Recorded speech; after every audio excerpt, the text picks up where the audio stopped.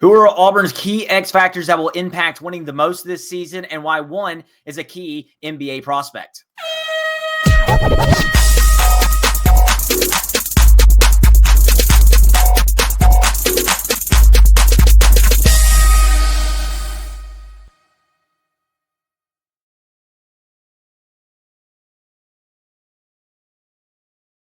Welcome into this edition of the Barn Hoops podcast. Thank you for tuning in, as you always do, to an episode we're just a few weeks away from tip-off on the Plains and the official start to the Stephen Pearl era for Auburn basketball. As always, I'm your host, Jacob Hillman. Today, we're breaking down some of the key guys that are going to, as Stephen Pearl's alluded to, impact this team's chance to win big games the most this season. We're also going to talk about some comments that Coach Pearl made in his media availability this week about the defensive side of the basketball and defending these high prolific offenses that Auburn will see in SEC play as well as in non-conference play with several of these schools. And again, just kind of looking back at the exhibition against Oklahoma State, looking ahead to Memphis as well as Bethune-Cookman.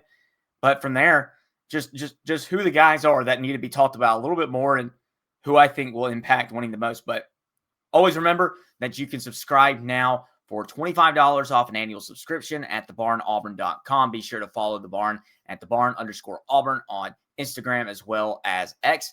And subscribe here on YouTube as well as to your podcast platform of choice for all the content we're putting out throughout this athletic calendar year. Getting right into it. I talked a few weeks ago about the three key leaders. It's pretty obvious: Tahaad, Pettiford, Keyshawn Hall, and Keyshawn Murphy, who Murphy obviously went down with that minor hip flexor against Oklahoma State in Birmingham. He's expected to make a full recovery. He will be back, maybe not 100% for the season opener, but hey, I would expect him to be available and ready to go for those ball games. But with that being said, that's a key roster piece that is down for a few days from full go in practice and in a time frame that's very, very important for Stephen Pearl and this brand new roster of 10 newcomers, including Murphy himself. And it's something to factor in when you look at these first few games, the first month of the season, and why some of these X factors that I'm about to talk about are very important. But yeah, Pettiford, Hall, and Murphy are the three key leaders that when you look at it, Auburn's going to go as they go for most of the season. Keyshawn Hall obviously had that 26-point performance in the exhibition. Tahaad Pettiford, he missed a lot of shots, but you can tell that he's going to be as impactful as he was last year in crunch time. And that's going to be important to watch. And Keyshawn Murphy, he's going to be kind of that defensive force on the inside when he's back and healthy. So I'll start kind of oldest to youngest here, because there are three guys that are, one's a transfer from the high major level, one is a transfer from Division II level, that'll give it away, and one is a freshman that I think are your X factors this year that have been talked about at quite a lengthy bit here in the preseason. So starting with Kevin Overton, who got the start against Oklahoma State alongside Tahaad Pettiford, Elyjah Freeman, as well as Keyshawn Hall and Keyshawn Murphy. He seems to be the starting two. He got 30 minutes in that ball game, and while he doesn't seem to be, he's not going to be the biggest offensive threat in the world at times. He certainly has that ability, but he's going to be one that's important on the defensive end. And to a point that we're going to talk about later in Stephen Pearl's defensive plan for this team and being more aggressive on the defensive end, getting creative and guarding guards more effectively. But Kevin Overton, he did an incredible job in this game at getting to the foul line. The only other Tigers that got to the line more than he did were Tahaad Pettiford and Keyshawn Hall. And you can kind of track that up to usage rate and how much either of those guys had the ball, considering how electrifying and explosive those guys are, that those fouls are going to happen. I didn't expect Kevin Overton to shoot 8 free throws. He was also 8 for 8 shooting free throws. He was the one guy that you really look at and you thought, okay, he looked really solid out there. He was 3 of 8 from the field, and while that could be a little bit better, you're not losing sleep over that from the veteran presence from Texas Tech, especially in an exhibition game in a weird gym. Really isn't even a gym. It's an auditorium, Boutwell Auditorium. That's where rock concerts and wrestling matches are held. But when you look at his time at Texas Tech and then before that at Drake, he was not really just dominating the ball or really scoring at this high prolific rate or anything like that. But he was doing his job, and he was a critical player in both those seasons, being named to the Missouri Valley Conference All-Freshman team for Drake in 2024. And then last year, Texas Tech makes the Elite Eight. They don't do that without Kevin Overton averaging 7.8 points and 3.7 rebounds per game. And yeah, his season high was 20 points. So I'm not expecting him to necessarily blow things out at that shooting guard position as a scorer, because he won't have to with Tahaad Pettiford and Keyshawn Hall and other guys. Like, hopefully Abdul Bashir is going to come along and become a prolific scorer for the Tigers when he's up to speed in Division I basketball and the SEC.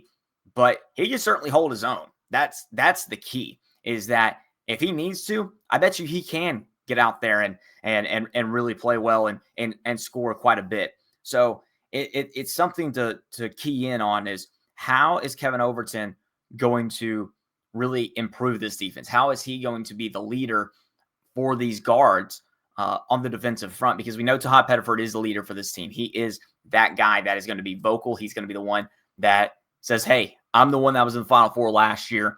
Let's get back to that position this year. And we know what he can do in crunch time, and just in general with his playmaking ability, whether that's shooting the three, driving to the lane, or finding his teammates for a bucket.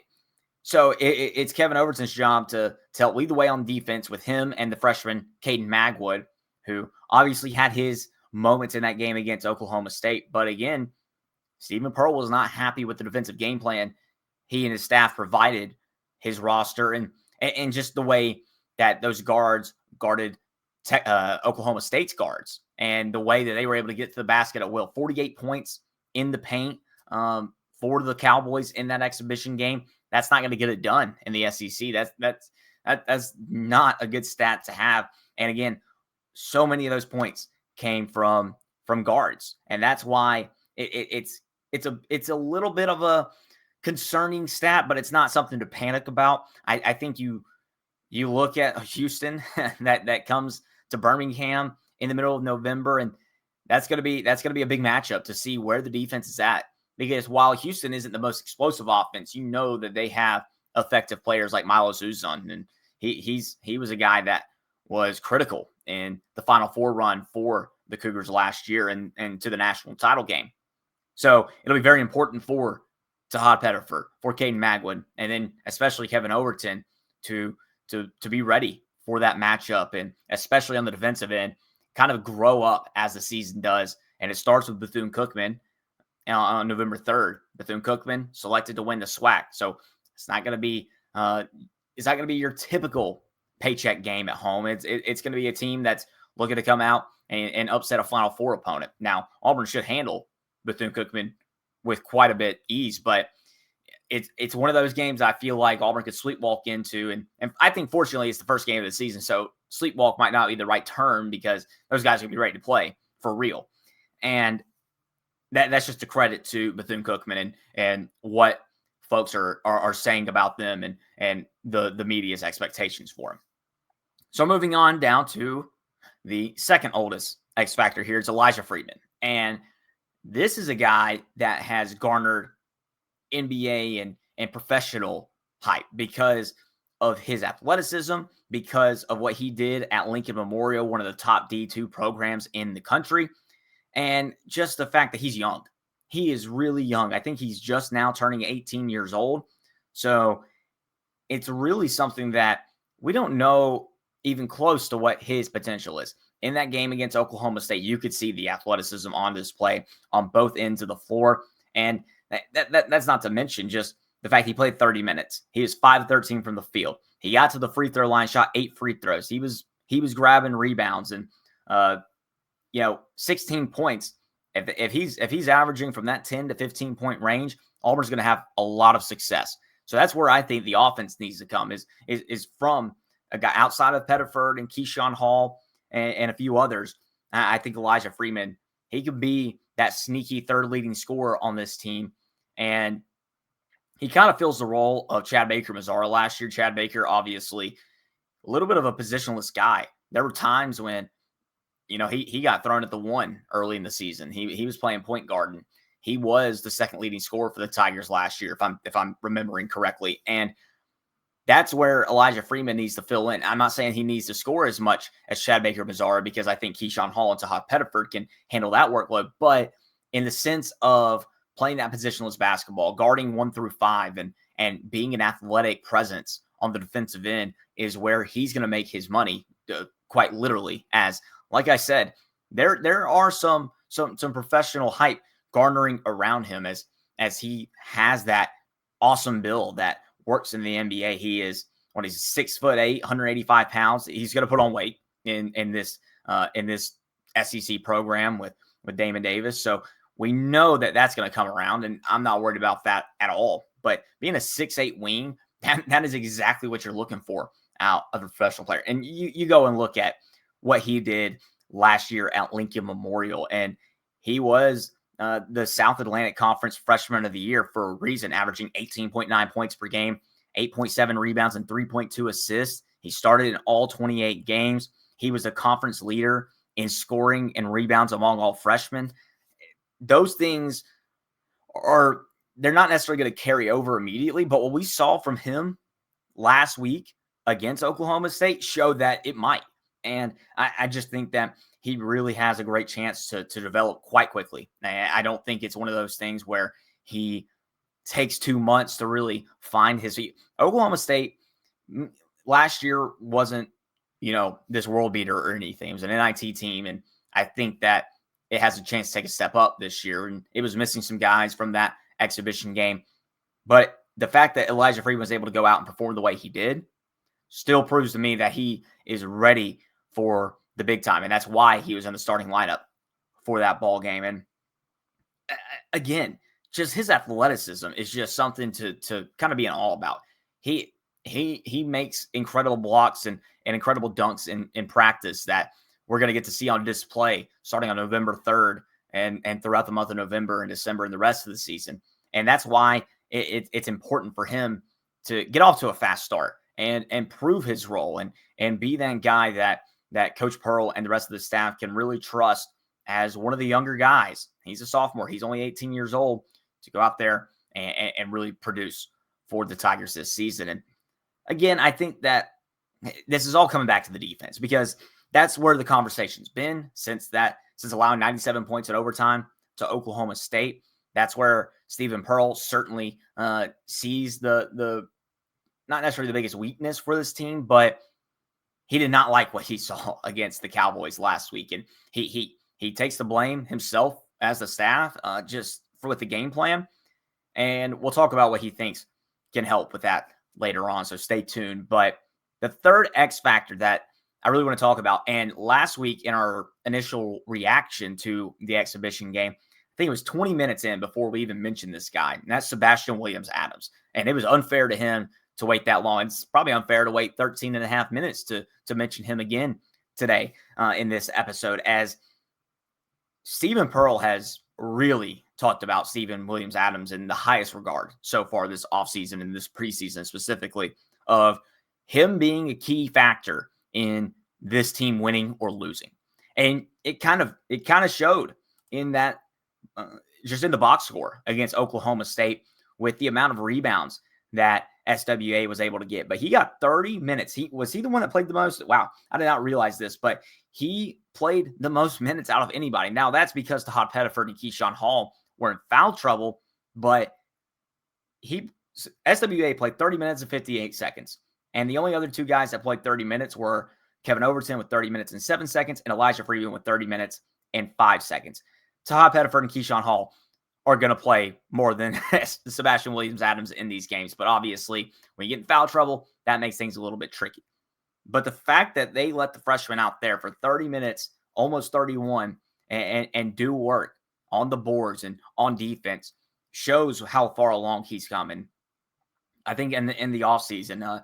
So SWA, he was 0 for 1 in this game, but let's ignore the 3-point percentage from that game, because I think what Coach Pearl wants is to see these guys, because SWA is a 4. He wants to stretch them out like Keyshawn Hall will throughout the year. And his 3-point shooting ability improved so much from the summer to the preseason camp that they want him to take the shot if it's open. And that's something that he'll have to get comfortable with. As a freshman, that's going to be tough. So I get that.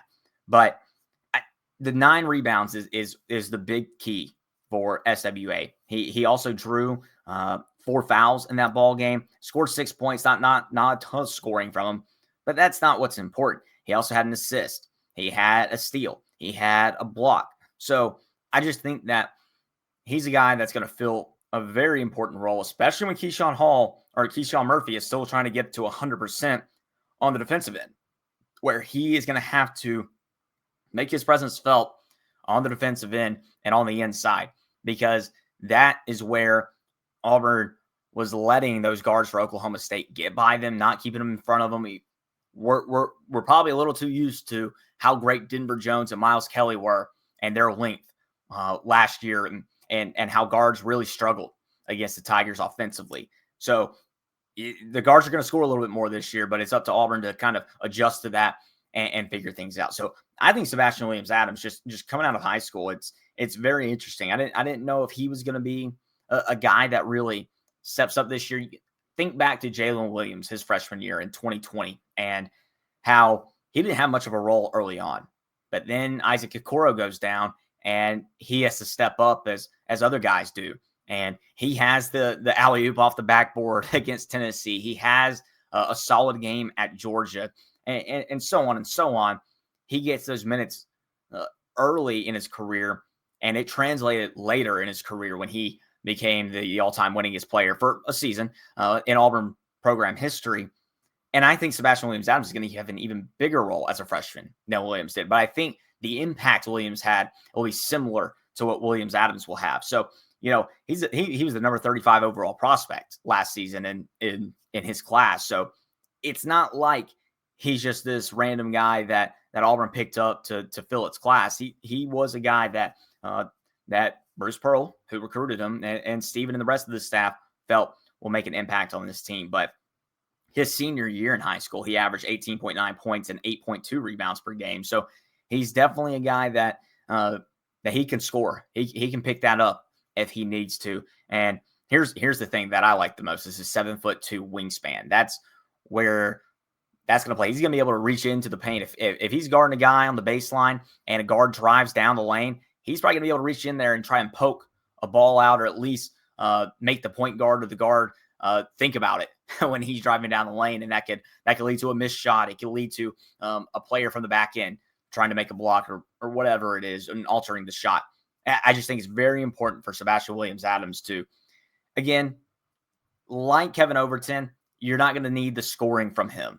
Like Elyjah Freeman, I think Auburn is going to really rely on him to score the basketball whenever maybe Tahaad or Keyshawn Hall aren't having the best of games. Like Elyjah Freeman will need to step up if they're off a little bit, kind of like last week against Oklahoma State. Tahaad was missing quite a bit of his shots, and Elyjah Freeman scored 16, and Auburn's right in it. Doesn't get the win, but they're right in it. Whereas Sebastian Williams-Adams and Kevin Overton, again, we're talking defense. We're talking defense and how important that's going to be to figure out early on. And we talked a lot about the communication this past week, and that leads into the next point of what Stephen Pearl mentioned about the defense going into this season and how he thinks they could have adjusted in that ball game against Oklahoma State. So I'm just going to read the quote from Stephen. Defensively, this team is going to have to find creative ways to create turnovers, to get stops, because we don't have the same size that we did a year ago. Last year, it was, we're going to keep our men in front, and we're going to force guys into tough contested shots. We have the length and the athleticism to contest shots, but we don't have the size to be able to physically keep people out of the lane. So we got to do a much better job of, one, our guards got to be in the gaps a lot more. We were way too hugged up to our men. We weren't in gaps offering any help on the defensive side of the ball. That's one thing that we've got to obviously address. We've done that the last couple of days in practice, and the guys have responded well to it. Two, we've got to be way more impactful in ball screens. We got to try and create offense with our defense, more blitzing, more running, and jumping. And that really kind of correlates with what the offense wants to do. And the 18 fast break points, I believe that's what it was for Auburn in that game. And how Auburn's going to want to play. It was 18 fast break points. This team's going to want to run out in transition. And the way to do that is to create chaos on the defensive end, whether that's poking a pass off the top of the key away or even an inside pass, just somehow intercepting that and getting a guard on a run and a breakout. But the key that Coach Pearl really addressed in his media availability was he wants to go more to zone defense. And while that kind of – so when you have a new team, the zone defense is not as easy as it seems because there is so much communication that has to go on.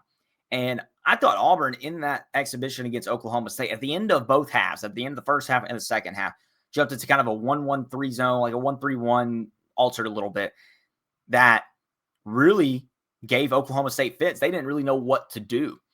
And that's where Stephen kind of alluded to of, all right, that's something that we need to work on so that we can use that more. He said, I told their coach that we would only play 5 or 10 possessions of it. So try to stick to that as best as I could. Though we probably should have played 20 possessions of zone. I think we probably would have won the game if we had done that just because we couldn't keep our men in front of us.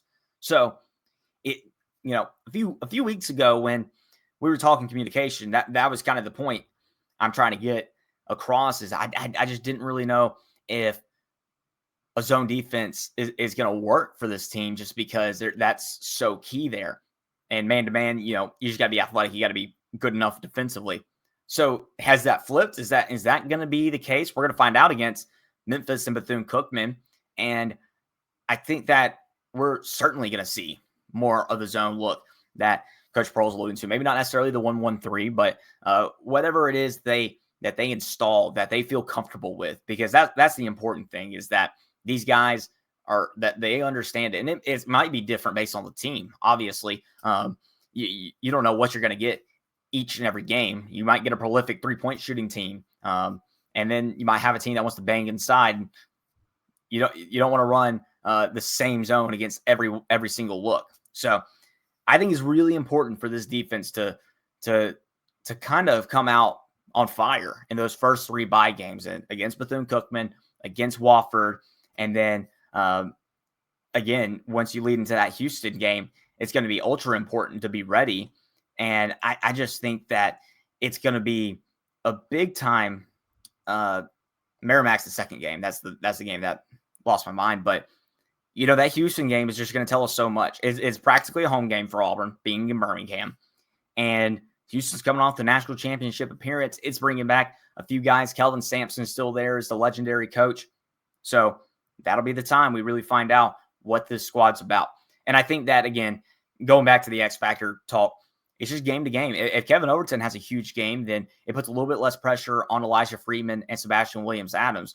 And you've got to expect Tahaad Pettiford, Keyshawn Hall, and Keyshawn Murphy to do their thing as well, while one of those guys picks up the rest of the slack. And again, I think that those guys, specifically Freeman, I was mentioning how he has the ability to make a jump to the NBA. Maybe not this year. He's a little young. He's a little bit raw. But at some point, I think that he's going to jump up draft boards like crazy. Whether that's this year or next year, we'll find out.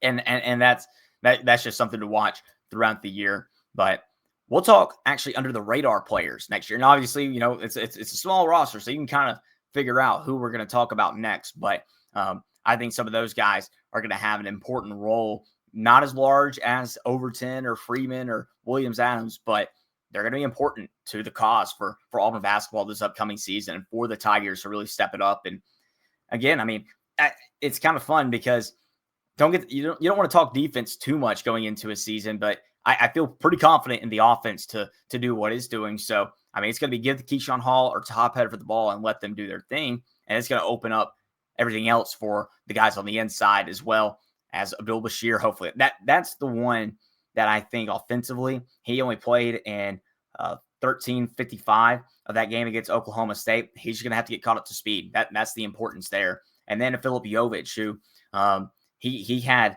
a little bit of issues against Oklahoma State, but really started to figure things out later in that game. And I think he's just really a game speed. He's not the most athletic one on the floor. He'll figure it out.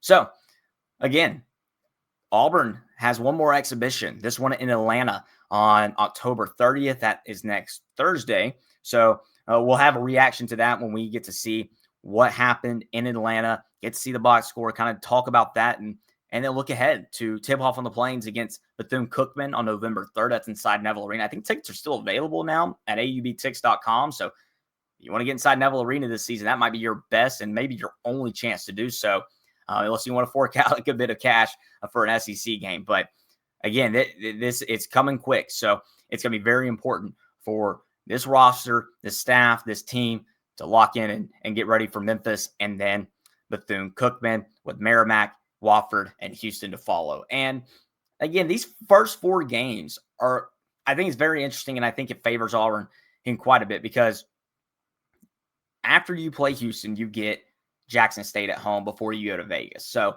that'll be a quick chance to kind of evaluate yourself again before the Players Era Festival in Vegas. But it's these first 3 games that Auburn's got to be locked into and ready to go. So we'll talk more about that next week whenever we are able to recap the Memphis exhibition, look ahead to Bethune-Cookman with it right in front of us. And then from there, it'll be time for basketball season on the Plains. So thank you for tuning in once again to this edition of the Barn Hoops podcast. Be sure you're subscribed wherever you listen to your podcast, as well as on YouTube at the Barn Auburn Podcast Network. Be sure you're following online at the Barn_Auburn. So much going on here, and obviously lots of football talk here on the network with Village Vice, with Zach Blackerby and Brad Law, as well as a Top Button podcast with Charlie 5, or Kyle Rush, aka Charlie 5. So be sure you're subscribed and tuned in for these next few weeks as we head into basketball season. Crossover season is here. And we will talk to you next time here on the Barn Hoops podcast.